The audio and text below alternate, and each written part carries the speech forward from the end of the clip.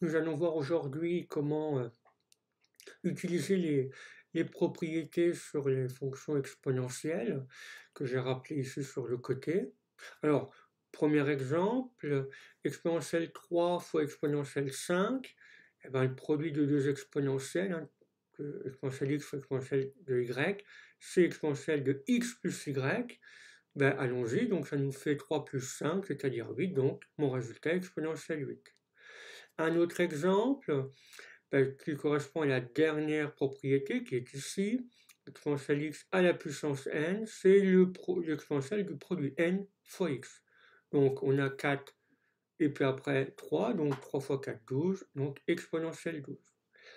Encore un petit exemple, cette fois-ci avec la propriété exponentielle de x sur l'exponentielle de y qui est égale à l'exponentielle de x moins y. Ici, x vaut 6, y vaut 2, 6 moins 2 égale 4. Donc, mon résultat est exponentielle 4.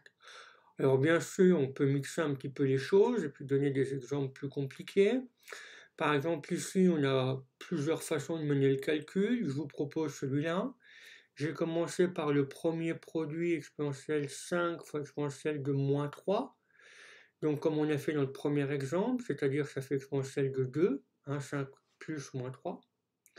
Ensuite, 1 sur exponentielle 8, ben, c'est la propriété qui est ici, c'est exponentielle de moins x, c'est-à-dire exponentielle de moins 8.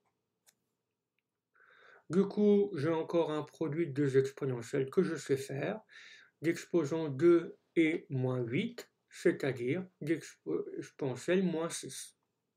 Alors, ces simplifications, écrire sous cette forme-là, ou en tout cas simplifier les calculs avec les exponentielles, va me permettre de le généraliser pour simplifier des expressions.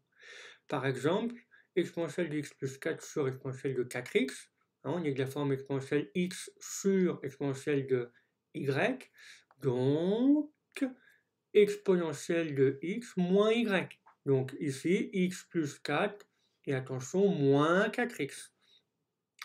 Je simplifie, les x ici, il m'en reste plus que moins 3, donc mon résultat exponentiel de moins 3x plus 4.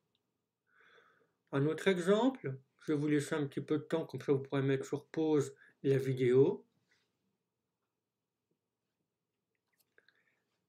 Ainsi, exponentielle de 3x au carré, c'est exponentielle de 6x. Donc au numérateur, j'ai un produit là, donc x plus 6x, ça m'en fait bien 7.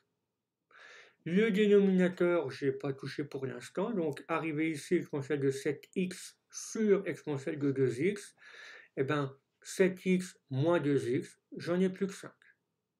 Voilà.